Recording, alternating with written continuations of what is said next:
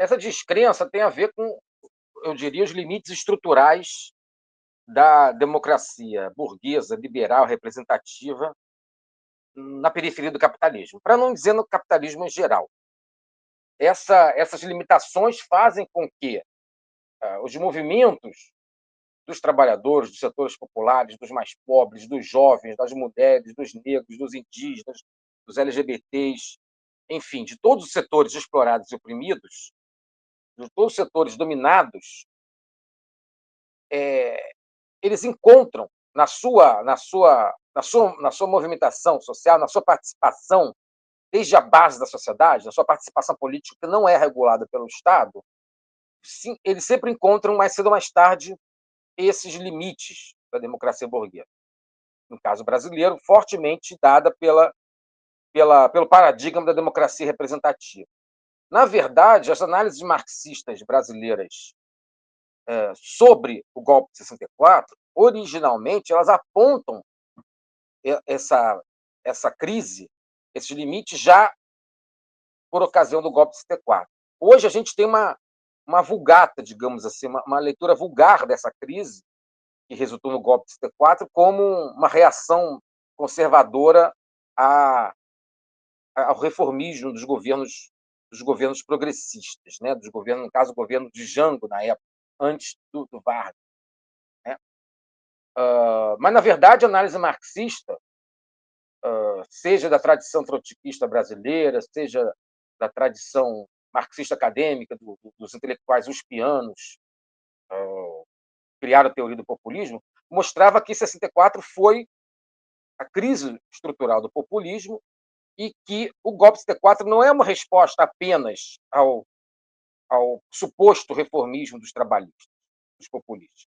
É uma resposta às movimentações de base da sociedade que ameaçavam romper o pacto populista. E, de maneira similar, a gente pode analisar 2013. 2013, em grande medida, ela é o transbordamento do pacto lulista. Enquanto o lulismo conseguia produzir crescimento econômico sem mudar a desigualdade social, no máximo combatendo a pobreza, né? Lembrando que, para nós da esquerda, nosso problema principal não é a pobreza, é o que causa a pobreza, que é a desigualdade. Então, nós combatemos a desigualdade. Quem combate a pobreza sem combater a desigualdade é o liberalismo e, no caso, os próprios nacionalistas, os próprios populistas. Né? E no caso do governo, dos governos do lulismo, quando eles entram em crise de popularidade a partir de Dilma, ele deixa de cumprir seu papel na conciliação de classes. E, portanto, o pacto populista vai sendo rompido pela situação de inutilidade desses setores progressistas, que não mais conseguem represar a revolta popular. Por isso que teve, inclusive, depois o impeachment de Dilma, né? O enfraquecimento do PT, a vinda de Temer e de coisas piores depois, Bolsonaro, inclusive. Mas, na verdade, do nosso ponto de vista analítico, que não são as instituições político-burguesas, mas as movimentações das bases da sociedade, as movimentações dos trabalhadores, eles deixaram de, em grande medida, de acreditar no lulismo, de se satisfazer, portanto, com as migalhas que a democracia representativa burguesa, hegemonizada pelo lulismo, conseguia garantir para os mais pobres, para os mais necessitados. Essas migalhas, inclusive, elas foram rareando, porque o Brasil entrou numa tremenda crise econômica, que é inevitável sempre em governos, sejam neoliberais, sejam populistas, e, portanto, essa insatisfação continua até hoje. A volta do lulismo, com Lula 3, na verdade, expressa a total incapacidade da extrema-direita, do bolsonarismo, de dar alguma resposta. Eles não têm nenhuma ligação orgânica com a burguesia capaz de criar um novo ciclo. Portanto, eles também não são capazes e perdem. Mas, enquanto houver essa revolta, especialmente aqui na periferia do capitalismo, mas para não dizer no mundo todo, nós teremos, enquanto a esquerda a ex-esquerda, perdão, se colocar como uma defensora de um capitalismo domesticado, civilizado, humano, é a direita, a extrema-direita, melhor dizendo, que vai captar essa insatisfação popular. É o caso da Argentina agora, por exemplo, com o Milei, né, com outro outro aloprado. Exatamente. E também, professor, 2013 ficou muito marcado por grandes e muitas, na verdade, cenas de enfrentamento à repressão por parte desses jovens, desses atores que estavam nas ruas, naquelas grandes manifestações. E no caso do Rio de Janeiro, a gente viu uma cena emblemática que foi esses jovens enfrentando um caveirão em plena Avenida Presidente Vargas no dia 20 de junho de 2013, e esse caveirão recuando frente a esse enfrentamento com esses jovens, com essas massas que estavam ali exigindo, né, seus direitos, lutando pelos seus direitos.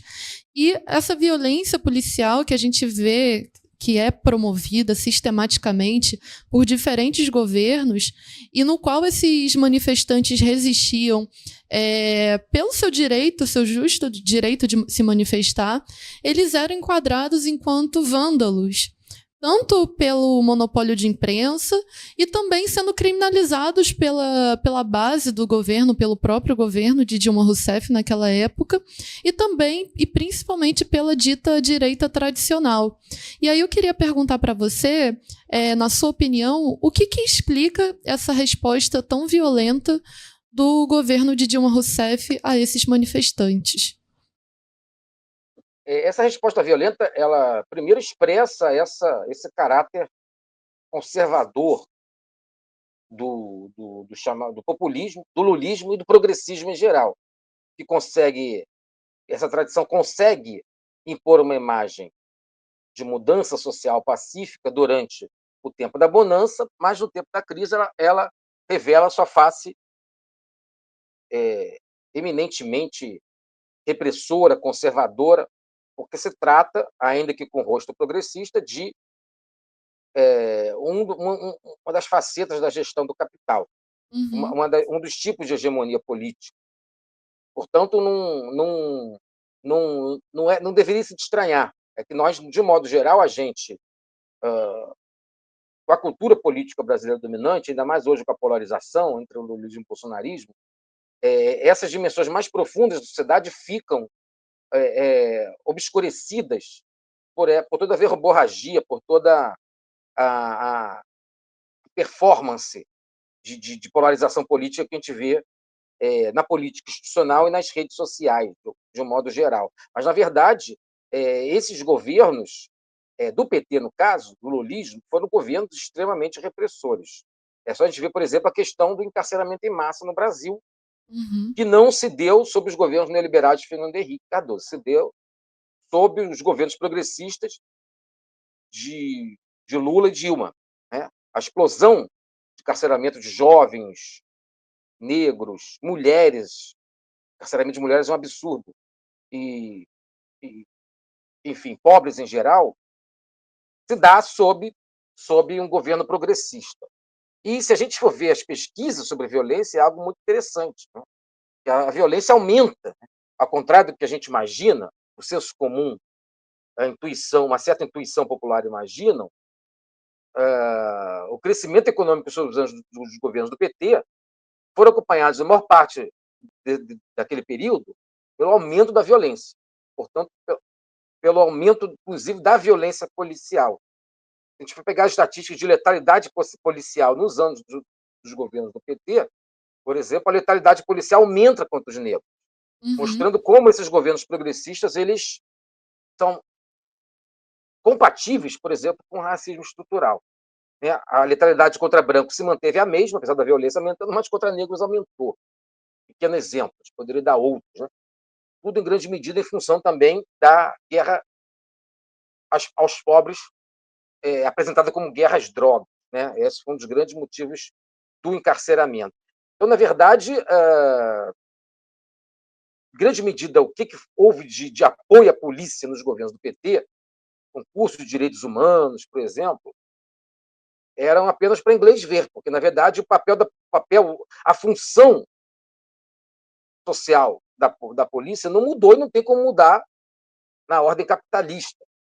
E, portanto, formação de direitos humanos entra por um ouvido e sai pelo outro, porque o policial tem uma certa determinação social para agir. Ele está preso a relações sociais que não serão apenas uma instrução que vão mudar. Então, na verdade, essa repressão veio aumentando mesmo no período de calmaria, explode em 2013 e depois as porteiras continuam abertas, né, para ter, inclusive, uma politização maior dessa violência com o bolsonarismo, por exemplo, né. Enfim, nós temos um quadro, na verdade, que é estrutural, que independe, em grande medida, das facetas progressistas, conservadoras, reacionárias dos governos, né. Na verdade, a imposição sobre os mais pobres, a imposição sobre os mais explorados, em termos de repressão, continua, independente de qualquer coisa. Só vê agora também os governos, a violência do, contra os pobres, o assassinato de trabalhadores e jovens nos últimos anos, nos últimos períodos aí na Bahia, que foi governada pelo PT há Uhum. anos, né? Então, não é só o caso, por exemplo, de um governo bolsonarista no estado de São Paulo, onde também está tendo massacre dos mais pobres, né?